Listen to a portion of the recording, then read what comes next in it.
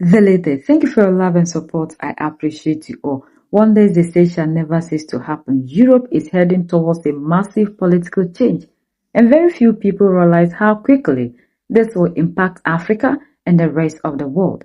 When top politicians inside major European countries start attacking their own leaders and saying their system is failing, it means a big global shift is happening. This is not just a European problem. It directly affects how global power, money, and international agreements will work from now on.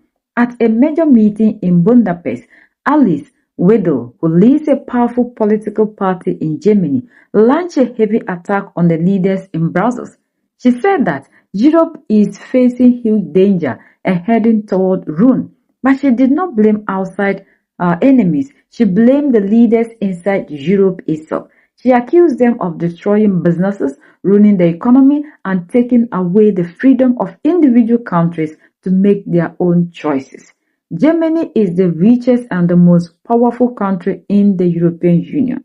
When a major political leader in Germany says that the Central European government in Brussels is failing, everyone in Africa needs to pay attention.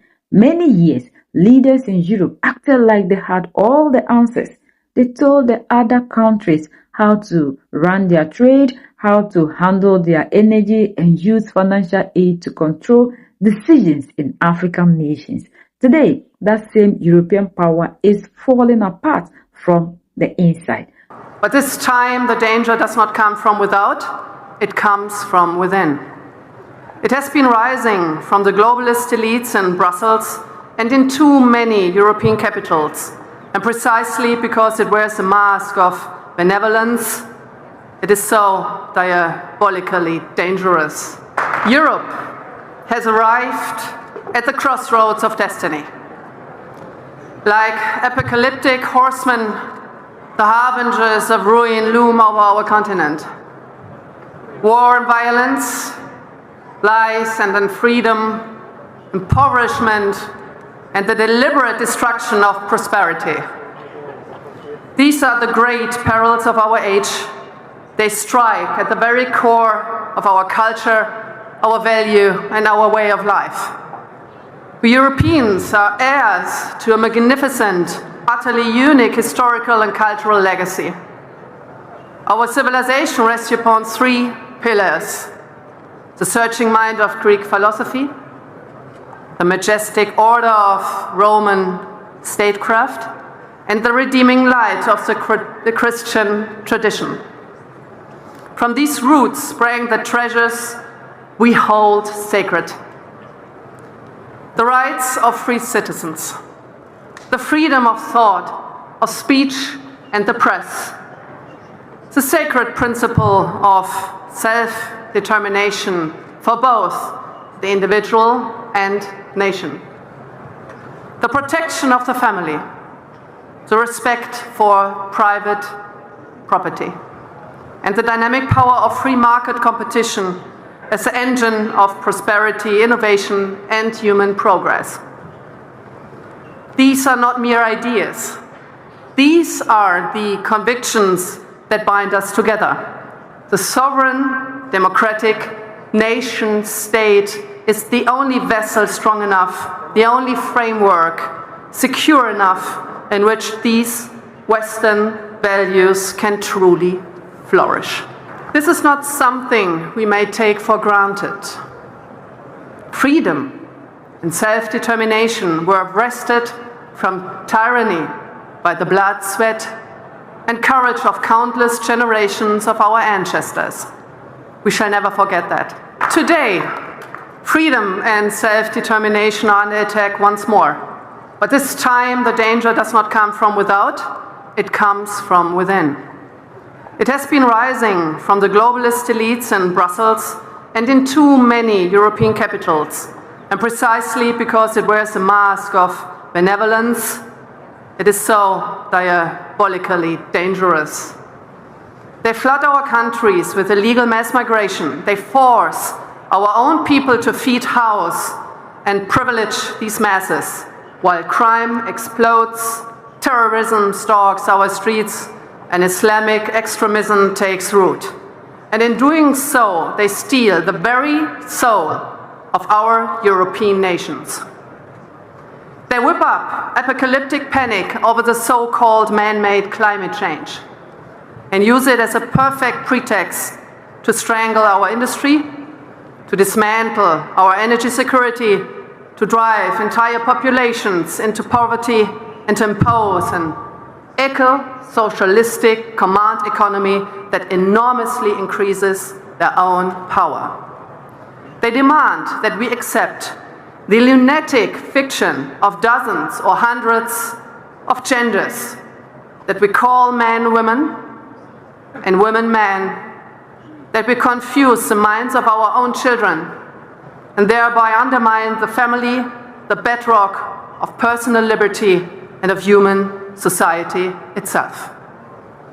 They pile up debt upon debt upon debt and ship countless billions to one of the most corrupt regimes on earth, Ukraine, to prolong a war that is not ours. This brings three huge changes that Africa needs to prepare for right now. First, the time of relying on European foreign aid is coming to an end.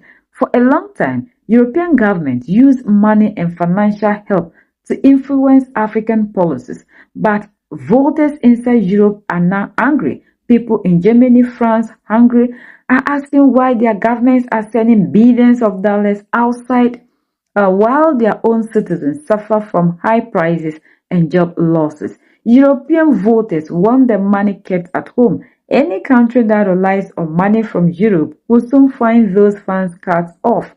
Again, the pressure on Africa regarding energy is about to break.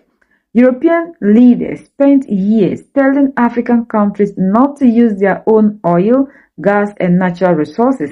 They forced green energy plans on developing nations, but now leaders inside Europe are showing that those same green policies ruined European factories, raised electricity bills, and created an energy crisis.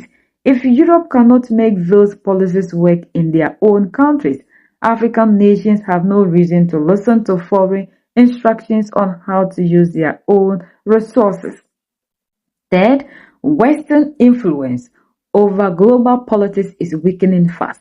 As European countries get busy fighting their own internal political battles, they lose their ability to dictate terms to other nations. We are already seeing this happen in West Africa and the Sahel, where countries are ending old military deals and pushing out foreign control.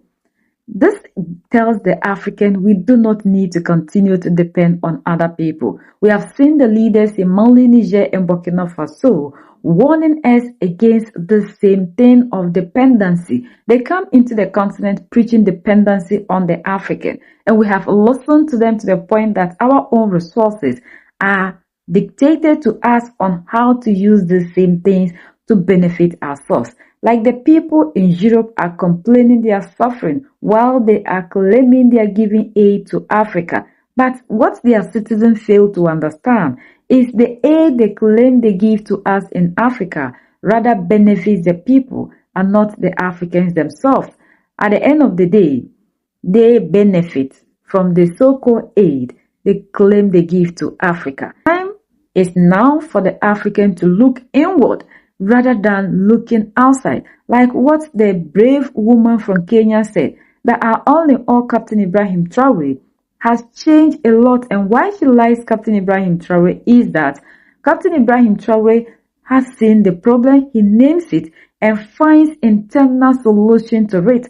But when you look at what is happening in Kenya, they still believe that implementation is the problem. So they go outside looking for the UN implementation chart. They are looking at EU whatever so that they will implement in Kenya. And they believe that when they do that, it solves their problem. But the same people that have designed are telling us that the same system they have designed has failed.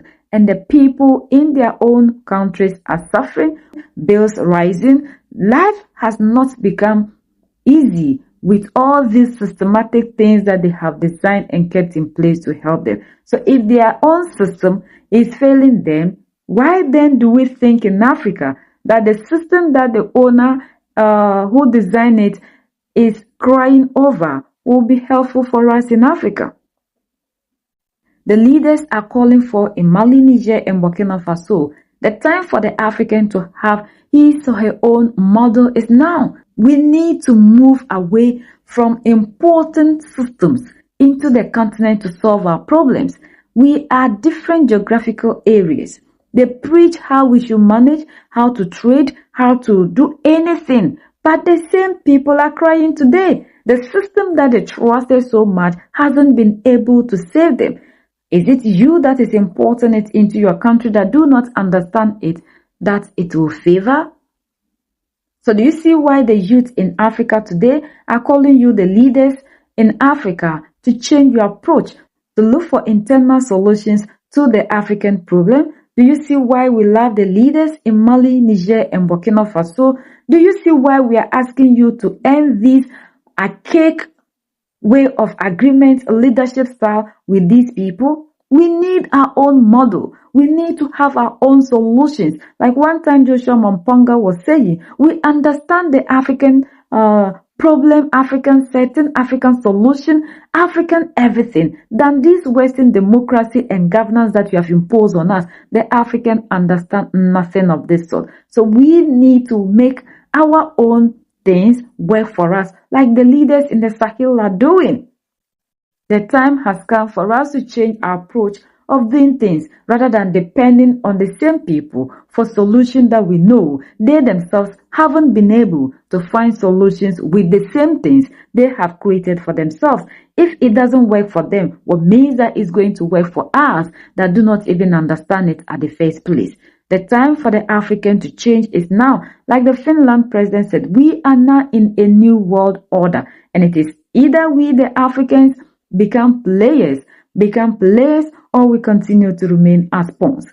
We are the ones that can set ourselves free. United we stand, divided we fall, and united we keep standing forever and ever.